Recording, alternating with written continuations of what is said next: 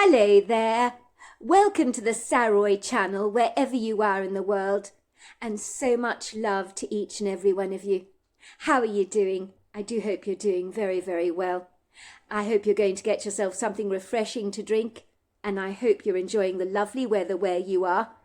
If the weather's not great, well, I commiserate with you. But if it is, I hope you're going to enjoy something very refreshing. We're on part 2 of our story tonight. And Gemma and her husband Nate have arrived at the Wordsbury estate because her husband Nate is going to be taking some trees down on the property. He's a skilled, very professional tree surgeon. So let's see where the story takes us. But before we do, don't forget to subscribe to the channel.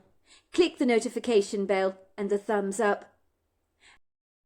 When I glanced up at the slate grey sky, I realised my husband Nate was absolutely right. It was getting significantly darker, and a light brisk wind was causing the trees to blow and wave their leaves rather fiercely. There was a howling noise as the wind gathered momentum. My husband's white utility van had rattled down the drive until it was parked on a grey brick driveway, yards away from a formidable, grandiose-looking manor house that looked almost as bleak as the weather itself, if that were at all possible. The 3-story imperial-looking building seemed pompously grandiose, rather haughty and extremely unwelcoming. The building was built of grey bricks and seemed to peer at us through soulless, hollow, dark eyes that felt both hostile and menacious. I noticed a dark, burgeoning creeper grew up the walls of the house, giving it an even more airy quality. In the background I could see the smouldering silhouettes of the mountains, skimming their voluptuously rugged contours against the brooding skyline. A horrifying chill ran down my spine. I didn't like this place at all. It was so creepy. It was the perfect, ideal setting for a haunted house. I couldn't help but think. I was now clandestinely nursing deep regrets, and wishing after all that I hadn't come here. I should possibly have insisted on staying at home, but then again the thought of being at home alone without Nate didn't sit easily with me at all. For a moment me and my husband sat there in solitary silence, staring at this monstrous manor house and not saying a thing, until my husband said, "Good Lord, I'd hate to live in a house like this. It's got to have a grey lady, don't you think?" "What's a grey lady?" I asked Nate, wondering what it is he was talking about. "A grey lady? You don't know what a grey lady is?" "But of course I don't." "It's a resident ghost," said my husband, turning around to look at me with a wicked, mischievous grin on his face. "You do believe in ghosts, don't you, Gemma?" I slapped my husband cheekily and chuckled. "Don't you start! You're not trying to scare me, are you, Nate? Because it's not going to work." "But of course I'm trying to scare you," Nate teased. "I enjoy having fun with you, don't I? I love pulling your leg. I can't help myself. This house, well, it looks so haunted, don't you think? And I mean, even if you were a non-believer in the paranormal, seeing a house like this might make you second-guess yourself. And let's just say, if I happened to be sleeping in one of the rooms in this manor house, I definitely would ensure the bedside light was on all night long." "Ooh," I said, shuddering. "I couldn't possibly stay in a house like this. It's dreadfully spooky. The perfect setting for a Stephen King movie, don't you think?" My expression had grown sombre, because whether my husband knew it or not, I could easily entertain the idea of seeing a ghostly grey lady wandering down the long lonely passages of this sombre grandiose manor house during the dead of night. It was easy to imagine. "This place makes me feel as if I'm not alone," I said, shivering in disgust, for I couldn't help but feel as if I was being watched, as if we were being watched. I felt absolutely certain I'd seen the curtains on the 3rd-floor window twitching, along with a white ghostly face peering down at us. "I sincerely hope the cottage we're supposed to be staying in is better than this gloomy house, Nate, or I'm going to be begging for you to take me back home. Are you telling me one lady lives alone in this house Is she insane? It would terrify me out of my wits to live here on my own. The place looks decidedly haunted. It's unwelcomingly gloomy. It's as if something terrible happened here. It's as if a feeling of melancholia has come right over me, like a gust of cold wind. And it's different to the feeling I have about losing my father. Totally different. My husband nodded soberly. I can understand that, said my husband soberly. But you're right about what you say, and your first impressions about the manor. Because as it happens, something very bad did happen here about 20 years ago, I believe it was. That's why I never even bothered to mention to my mother that I'd accepted a job here at the estate. She'd probably do her nut. You know what my mother's like, how superstitious she is. She would see it as an ominously bad omen, us coming here. And the dark sky wouldn't help. She'd throw a frenzy if she saw that. Something bad happened here? I asked, looking at Nate from underneath a raised brow. What happened here?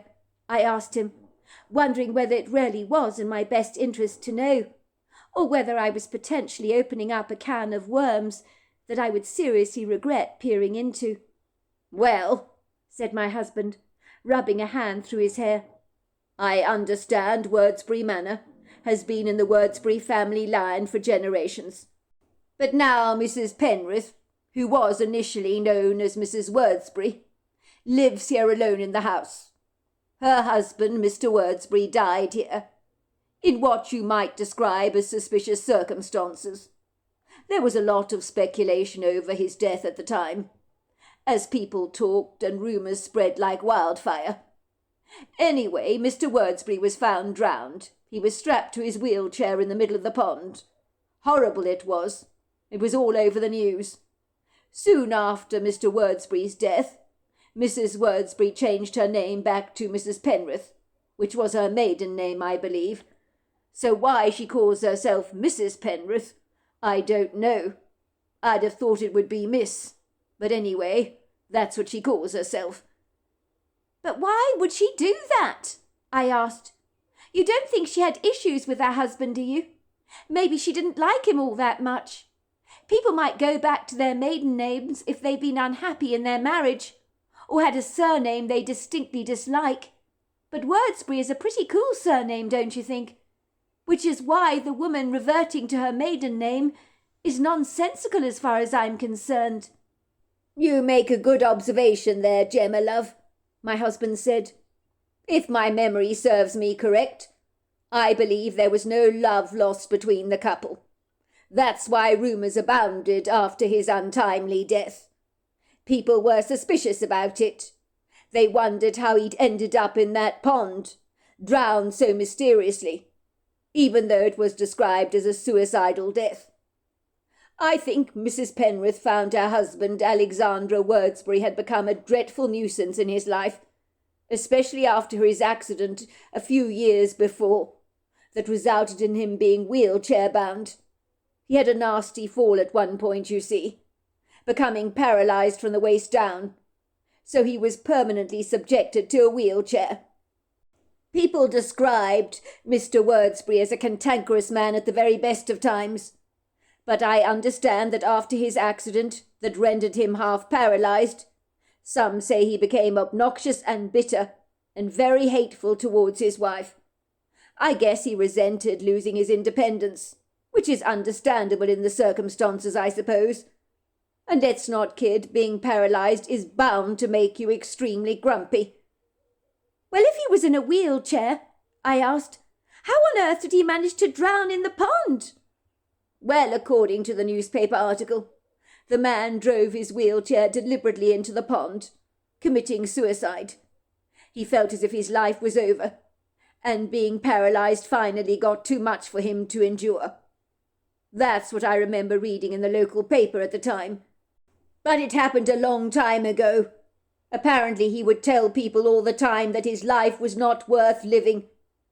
I doubt anybody remembers the story, because life does have a funny way of moving on and leaving the past behind it, like a steam train, chugging from one destination to the next, you could say. But what if Mrs. Penrith maliciously pushed her husband into the pond and drowned him? I asked, especially if she didn't like her husband any more and had enough of him because he'd become impossible to live with. You say he became obnoxious. She could have made his death successfully look like a suicide. It all sounds rather sus to me, if you ask me. Honestly, Gemma, listen to yourself, Nate teased. You know what your problem is. You read far too many thrillers for your own good. So they feed your imagination. Maybe it's true. Maybe the Wordsburys did have an unhappy marriage, especially after Mrs. Penrith's husband became an invalid. From what I heard, he became pugnaciously cranky, extremely bad-tempered, disagreeable, and very, very cantankerous, because of his disability, which is commonplace, I should imagine. No doubt Mrs. Penrith's relationship with him became unduly stressed, as you would expect. Maybe after his demise, Mrs. Penrith wanted to move on with her life, have a brand new start, forget about how disagreeable her husband had been in life, which was probably why she changed her name after he died. But that doesn't mean she killed him. Imagine if you lost your ability to live life to the fullest. You could possibly sink into a deep depression, then decide to self-delete. It happens, you know.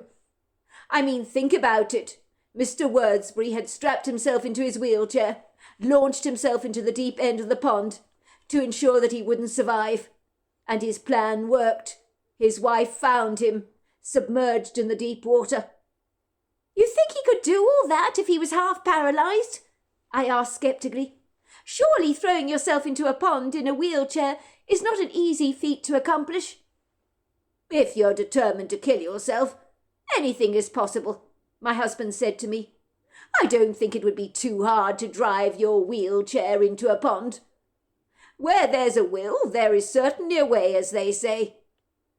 In the middle of our discussion, the ornate black front door suddenly swung open, and an elderly lady with white hair, tied up in a braided chignon, sashayed towards us. She seemed petite and frail, her face almost ghostly white. I was certain she was the ambiguous, indefinite figure that had been peering at us curiously from the third-floor window.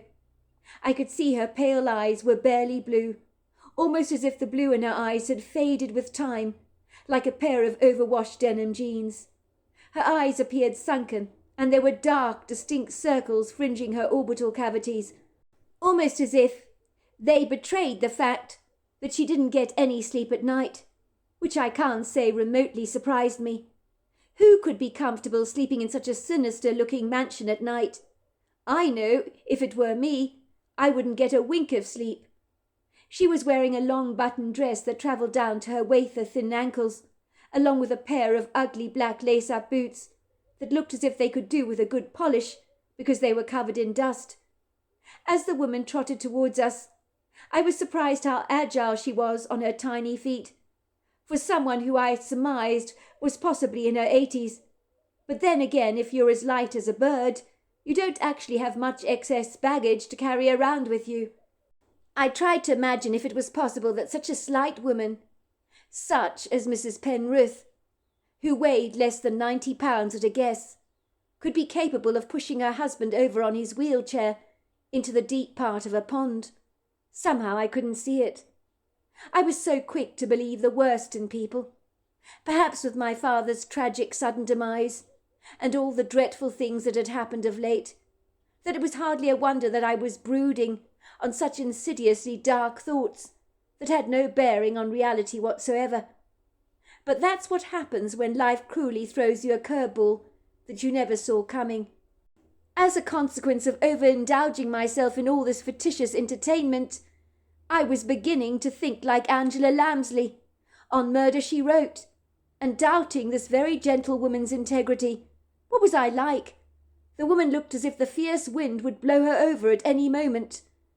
Nate pulled down his driver's side window as the old lady approached the van, and as he did so, gasps of icy cold air blasted their way unambiguously through the window, making me shiver with cold. "Hello there," said the old lady, reaching out with her long bony hand to shake my husband's through the window. I'm Bronwyn Penrith.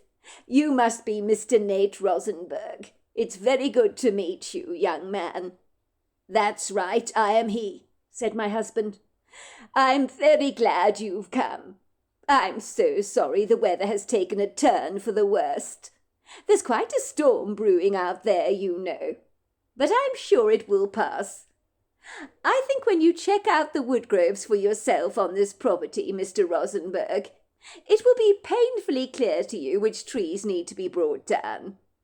I'm not sure how many days the job will take you, but I understand you're exceptionally good at what you do, and that's why I hired you. I'll try my best, Mrs. Penrith, my husband said modestly. There are some old-growth trees that definitely have become problematic of late. I'm so glad you came, Mr. Rosenberg. The guest cottage, just so you know, that you'll be staying in is around the bend, if you follow the road to your right. It's very close to the main house, so you won't miss it. The old woman pulled out of her pocket a bunch of rattling keys and handed them to my husband. Welcome to Wordsbury Manor, she said, giving my husband a shy but appreciative smile. Thank you for coming, Mr. Rosenberg. Once again, I apologize profusely for the weather. I never anticipated it getting this bad. She glanced over towards me briefly and smiled. And you must be Mrs. Rosenberg. Very pleased to meet you. I'm glad you've come with your husband. He said he thought the fresh air could do you the world of good. I think you will appreciate the countryside around here. It is marvellously beautiful, you know. When the weather decides to calm down, of course. I hope it will meet with your approval. There are lots of interesting walks you can take here, while your husband's working. When I was round and about your age, I was very ambitious on the athletic front, you know. But now the old bones aren't what they used to be, she said. I don't know, I said politely.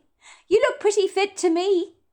I'm not sure about that, said Mrs. Penrith. The main thing is when you get to my age is to keep moving. Because when you don't use it, you lose it, as they say. But I'd better hurry back to the house before the storm breaks, and before it gets too windy and it starts raining. And you'd be wise to do the same. It's a very impressive house, Mrs. Penrith, that you have here, said my husband Nate.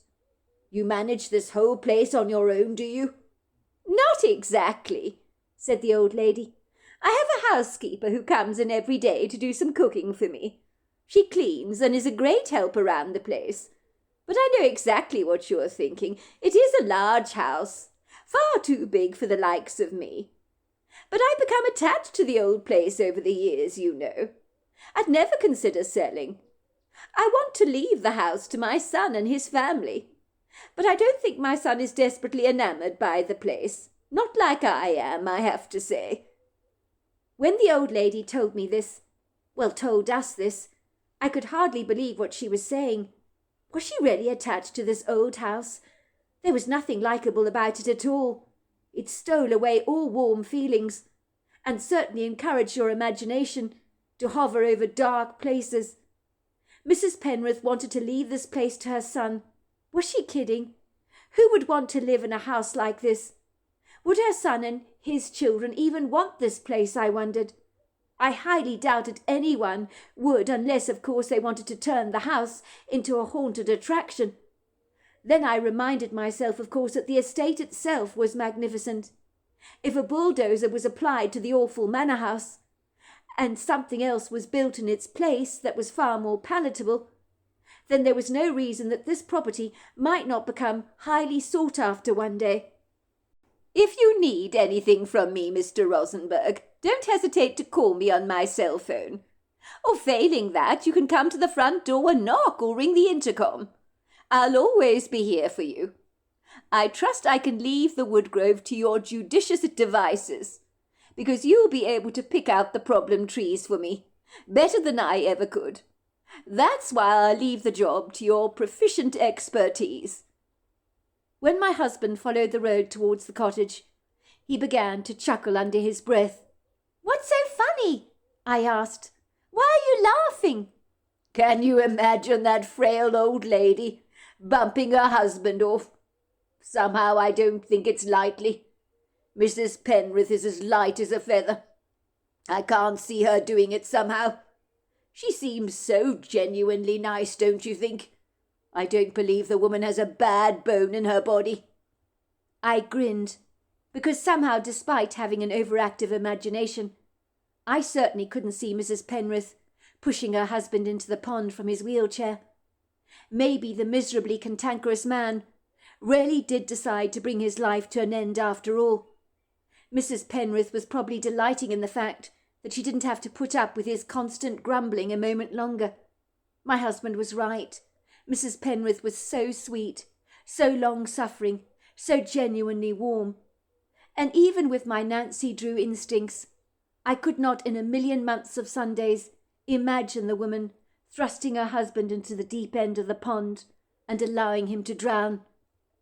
When my husband parked his white utility van outside the small tumble-down cottage, which looked as old as the house itself, only it didn't seem as oppressive or threatening, I'm glad to say. It was indeed a short walk away from the main house. I was thankful the cottage was painted white, with pale green shutters, and even on this dark, inauspicious day, with a storm rolling in the distance, the cottage seemed to welcome us warmly. I was thankful I'd be sleeping here at night, and not in that bleak, oppressive house, where I was certain the corridors were highly active with ghostly traffic during the night hours, and that footsteps were probably heard clobbering down the staircase, while doors opened and closed on their own accord. I'd never believed in ghosts before, nor had I ever dismissed the idea of their existence, but certainly after seeing Wordsbury Manor for the very first time with my own naked eyes, it was hard not to envisage the paranormal might actually exist, for there was something so grossly unsettling about the energy of that house that was not easy for me to shake off, for it held your attention, but not in a good way. I was sure that Wordsbury Estate would certainly be a paranormal investigator's dream come true. It would seem anyone doing maintenance on the Wordsbury Estate was invited to stay at the guest cottage. At least I wouldn't have to worry about a grey lady wandering around the cottage. I was quite sure any ghostly activity was strictly reserved for the very bleak-looking manor house. There was something so disquieting about Wordsbury Manor. I couldn't understand for the life of me how Bronwyn Penrith could put up with living there. She must have nerves of steel, I thought, although if the truth be told, judging by the revealing dark circles around her eyes, Mrs. Penrith looked like a woman deprived of a good night's sleep. Could it be the unfortunate noises old houses notoriously make were keeping her awake at night? Certainly, if I was unfortunate enough to lay my head in one of the Wordsbury Manor's bedrooms at night, I'd never get a good night's sleep. The dark sky appeared to deepen, as if the sky, like a pugnacious, belligerent man, was beginning to have a hissy fit. The thunder rumbled, getting louder and louder, booming impertinently in the sky. I was pretty certain it was going to pour down with rain in any given second, and when it did so, the heavens would unabashedly open, almost as if someone in the sky was turning a high-powered hose on us all, so we would be ducking and diving for cover. Me and Nate, sensing the urgency of our situation, and that the weather was about to purge out its watery contents onto us at record speed, rather like a Concorde coming in for an immediate landing, we hurriedly brought in our suitcases from the back of the utility van. A fearsome wind gathered momentum and suddenly whipped across all the trees, shaking them violently. So yes, we were going to have quite a storm. It seemed almost guaranteed. I was hoping that the bad weather would abate, and was not going to prolong our stay here, as there was an inauspicious ambience about the Wordsbury Estate that made me silently long to go home, but I hardly wanted to express my misgivings to Nate. Not now that we had arrived here. By all accounts, Nate's mother's influences over his life did mean he had the propensity to be extremely superstitious, and I didn't want to be encouraging such negative thinking on his part. Still, we were here now, so I was going to grin and bear it, and make the most out of a bad situation. The cottage on the inside was filled with very overdated, dark, oppressive furniture that looked almost Victorian, and was probably similar to the furniture in the manor house itself. It felt as if I was going through a journey back in time. It was dingy and dark in the cottage, with thick curtains everywhere that blasted out all the light. At least the mahogany four-poster bed, with its intricate Victorian-style carvings of fruit and flowers, was swaddled with clean sheets. Everything was fastidiously spick and span, without any dust in sight, even though it did all feel extremely dated. Everywhere you looked there were oil paintings done of fruit and flowers in the rooms, along with a framed professional photograph in the hall of an elderly man sitting in his wheelchair, with a younger-looking Bronwyn Penrith at his side. This had to be Mrs. Penrith's late husband, I thought, the man that had been found lying drowned in the pond, caught up in his wheelchair. I didn't like the look of him at all. He looked to be an overbearing, dominating kind of character, as I imagined he would have been.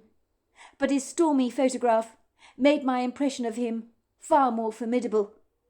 Put it this way, if I had bumped into this man very innocently in a grocery store, I would probably have done my level best to get out of his way. He looked like an unlikable character that few would ever warm to. He scowled into the camera, wearing an unattractive frown on his face that was so formidable it made my skin crawl. He didn't look nice at all. No wonder the former Mrs. Wordsbury had changed her name back to Penrith. She probably celebrated after her husband passed away. In the photograph she looked miserable, timid, desperately frightened and afraid, as if she was terrified of offending her husband, lest he might clobber her with insults and bullying words. Yes, he looked like a sizable bully, I thought. He had a long face with sunken cheekbones, and eyes that seemed so cold and unendearing that they burnt through the photograph with fierce condemnation. Was I reading too much into the photograph, I privately wondered? But didn't they say a photograph could paint 1,000 words? Even though I'd never met the late Mr. Wordsbury, I really didn't like the look of him one single bit. Poor Mrs. Penrith, having to live in that horrible manor house all on her own. At least things were a little bit better, now that she didn't have to live with that miserable husband of hers. I remember, while sitting in the passenger side seat of the car, that I had noticed how dreadfully pale and bleached Mrs. Penrith's blue eyes appeared, as if they had lost so much colour, fading in their depths, as the challenges of life had eroded their sparkle. Perhaps having been married to a man like her late husband, Mr. Wordsbury, for so long, Mrs. Penrith's soulfully insipid, quiet eyes were emphasizing the feeble lack of joy in her life. Maybe the bleak, desolate house reflected rather tragically her loneliness, for they do say that houses can easily pick up on our energy levels, reflecting them outwards like a mirror. And was that the quintessential reason? The isolated, sad-looking manor house gave me feelings of grave disquiet, as if the house itself was reflecting the distressed state of Mrs. Penrith's broken heart. It would seem so. "What are you looking at?" Nate asked me curiously, as he walked into the cottage holding a brown cardboard box in his hands that contained the crime thrillers that I was intending to read, which he put on the large settee. It seems that the photograph I was looking at that was hanging on the wall had caught his attention, because he walked over to it to study it at my side. "I can't imagine what it's doing here," I said to Nate, still staring at the picture in bemusement. "I would have thought this photograph would be hanging in the main house, not in the guest cottage like this. Surely it doesn't belong here. And it's hardly a happy photograph, is it? I feel depressed just looking at it. Maybe Mrs. Penrith sagaciously doesn't want this photograph in her house. And who can blame her for that? It's a miserable photograph. Maybe she doesn't want to be reminded of her late husband. It seems the rumours you were telling me about in the van on the way here are true. It certainly doesn't look as if there was much love lost between the two of them, judging by the disagreeable, unpleasant scowl on her husband's face. Mrs. Penrith looks so small, so dreadfully inconspicuous, so alone in the photograph, as if the photograph could swallow her whole, like a whale. She looks as timid as a church mouse, definitely on edge. I'm pretty certain she's an abused woman in this picture. Her husband looks like a sizable bully. Imagine being married to the likes of him. I think I have sympathy on her, even if she did bump him off. He looks as likeable as a very big bag of prickly pears that can sting and cut you to shreds. My husband examined the photograph closely. Good Lord, you're absolutely right. That is definitely Mrs. Penrith. Who was Mrs. Wordsbury at the time of this photograph, of course. And that must be her husband.